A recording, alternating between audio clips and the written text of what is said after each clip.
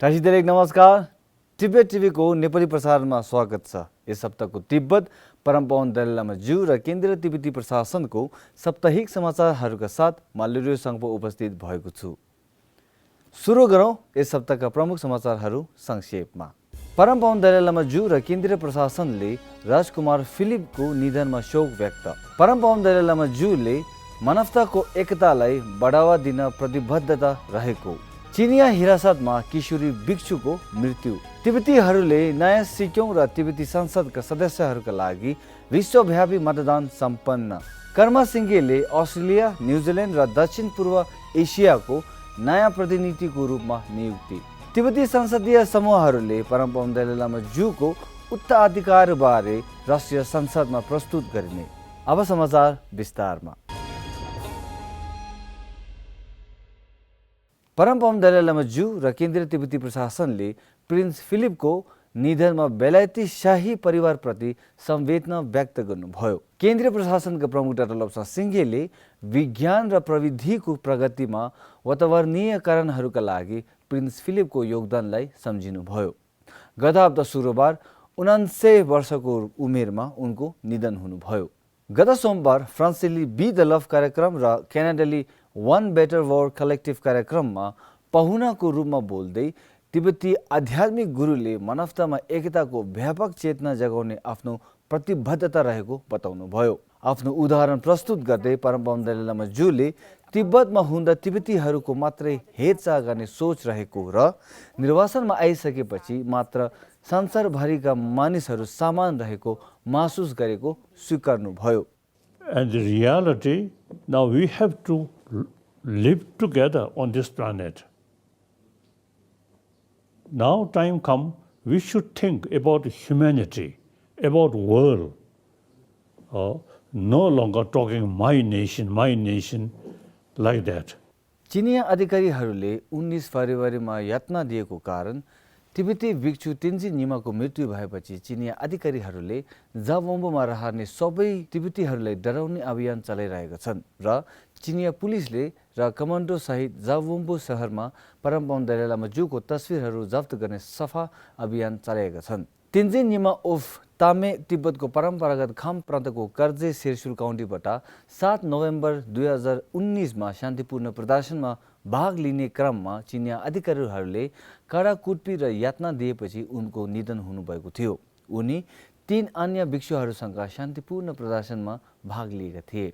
भिक्षु तेन्जिन निमाको मृत्युपछि धेरै तिब्बतीहरूले आफ्नो विचारमा एकता र संवेदनाको सन्देश पोस्ट गरेका छन्, जसको कारण एकैसाथ चिनिया सेनाको एक समूह जावोम्बो आइपुगेर धेरै दिनसम्म स्थानीय तिब्बतीहरूलाई सोधपुछ गरेका छन्। विश्वभरका तिब्बतीहरूले यस हप्ता आइतबारको बिहान केन्द्रीय तिब्बती प्रशासनका प्रमुख र 17औं तिब्बती संसदका सदस्यहरूको लागि अन्तिम मतदान दिनुभयो।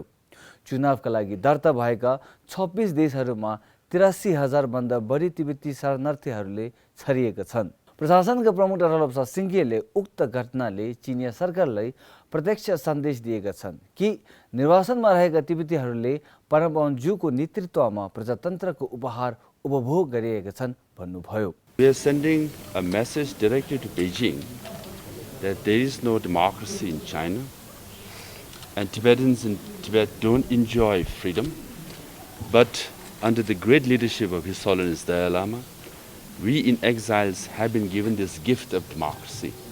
So today is a proud day where Tibetans all over the world come together to celebrate and participate and embrace democracy. उक्त महामारीको बीचमा Bharat, Japan, Belgium, Netherlands, France, Spain, Russia, Switzerland, लिechtenstein, जर्मनी, अस्ट्रिया र इटली लगायत विश्वका विभिन्न भागमा रहेको ठूलो संख्यामा तिब्बतीहरूले आफ्नो 2021 तिब्बती आम चुनावको अन्तिम चरणमा भाग लिनुभएका छन्। चुनावी नतिजा मे 14 तारिकमा घोषणा गरिनेछ। 2021मा परम पावन दलाइ लामा ज्यूले पूर्ण अधिकार पाएको तिब्बती नेतृत्वको यो तेस्रो प्रत्यक्ष चुनाव हो। यस हप्ता बुधबार अस्ट्रेलिया, न्युजिल्यान्ड र दक्षिण पूर्व एसियाका प्रतिनिधि कर्मा सिंघेलले एक समारोहमा औपचारिक रूपमा पदभार लिनुभयो। संक्षिप्त समारोहमा तिब्बत सूचना कार्यालयका अन्य बोर्ड सदस्यहरू पनि उपस्थित हुनुभएको थियो। प्रतिनिधि कर्मा सिंघे शिक्षा विभागका पूर्व सचिव थिए। भने प्रतिनिधि लाक्पा छोगोलाई केन्द्रीय तिब्बती प्रशासनका धर्म वा संस्कृति विभागको नयाँ सचिवको रूपमा नियुक्त गरिएको छ।